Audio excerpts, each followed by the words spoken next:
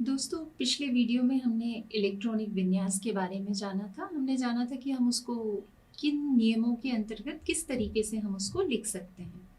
ये जो इलेक्ट्रॉनिक विन्यास है, ये किसी परमाणु की सूचना की रीढ़ है। यानी ये आपको उस परमाणु के बारे में संपूर्ण जानकारी भी दे सकता है। इसके आधार पर आप उसके भौतिक गुण, रासायनिक गुण, चुंबकीय गुण, विद्युतीय गुण आदि के बारे में भी बता सकते हैं। बाद में इन्हीं इलेक्ट्रॉनिक विन्यास के आधार पर आवर्त सारणी का एक दीर्घ रूप बना, जिसे आधुनिक आवर्त सारणी कहा जाता है। और इस आधुनिक आवर्त सारणी के इस लॉन्ग फॉर्म यानी दीर्घ रूप में सभी तत्वों को 4 ब्लॉक एस, पी, डी और एफ ब्लॉक में विभाजित किया गया। तत्वों का यह वर्गीकरण इस बात पर आधारित था कि विभिन्न परमाणुओं में जाने वाला अंतिम इलेक्ट्रॉन किस कक्षक में जाता है। वो एस कक्षक में जाता है कि पी में जाता है कि डी में जाता है या एफ में जाता है।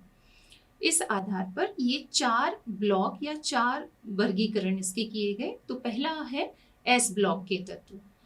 यदि आप पीरियोडिक टेबल में देखेंगे तो फर्स्ट और सेकंड जो हमारा ग्रुप है उसके तत्व एस ब्लॉक के तत्व कहलाते हैं, क्योंकि उनके सबसे बाहरी कोश का जो इलेक्ट्रॉनिक कॉन्फ़िगरेशन होता है वो या तो NS1 या NS2, यानी इसमें जो अंतिम इलेक्ट्रॉन है वो S में जाता है। किस में जाता है? S में जाता है।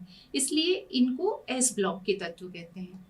इसके बाद आते हैं P ब्लॉक के तत्व। तो जो लॉन्ग फॉर्म पीरियोडिक टेबल है उसमें 13 से लेकर 18 तक, 13, 14, 15, 16, 17 और 18 यानी शून्य समूह के तत्वों को पी ब्लॉक के तत्व कहा जाता है।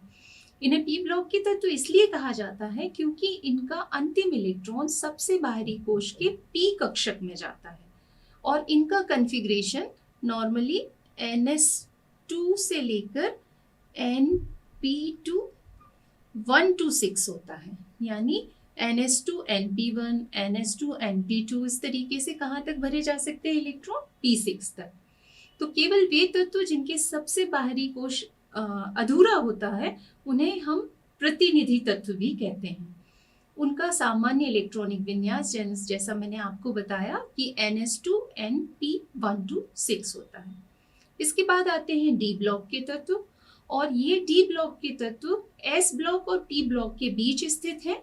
और यदि आप इनका ग्रुप नंबर देखें तो ये ग्रुप 3 से लेकर ग्रुप 12 तक के, यानी 3 से लेकर 12 समूह के तत्वों को हम डी ब्लॉक के तत्व कहते हैं, क्योंकि इसमें आने वाला जो इलेक्ट्रॉन है वो डी कक्षक में जाता है। किस में जाता है? डी कक्षक में जाता है।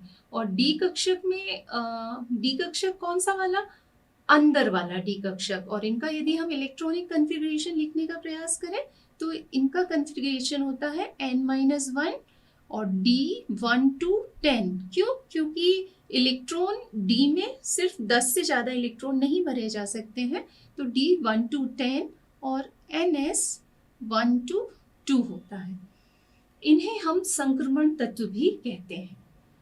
इसके बाद आते हैं F ब्लॉक के तत्व, और F ब्लॉक के जो तत्व हैं वो अभी अपूर्ण हैं। इसमें 3 कोश होते हैं। यहाँ जो F ब्लॉक के तत्व हैं तो अंतिम इलेक्ट्रॉन किस में जाएगा? F में जाएगा। और F जनरली N-2 वाला F होता है, यानी तीसरी अंतिम कक्षा के F इलेक्ट्रॉन में F कक्षक में इलेक्ट्रॉन प्रवेश करता है। तो इलेक्ट्रॉन किस में जाएगा? N-2 F ऑर्बिटल में जाता है। इसलिए इन तत्वों को F ब्लॉक के तत्व कहा जाता है। और इन तत्वों को हम आंतरिक संक्रमण तत्व भी कहते हैं, जिनमें हमारे लैंथेनाइड्स और एक्टिनाइड्स भी आते हैं।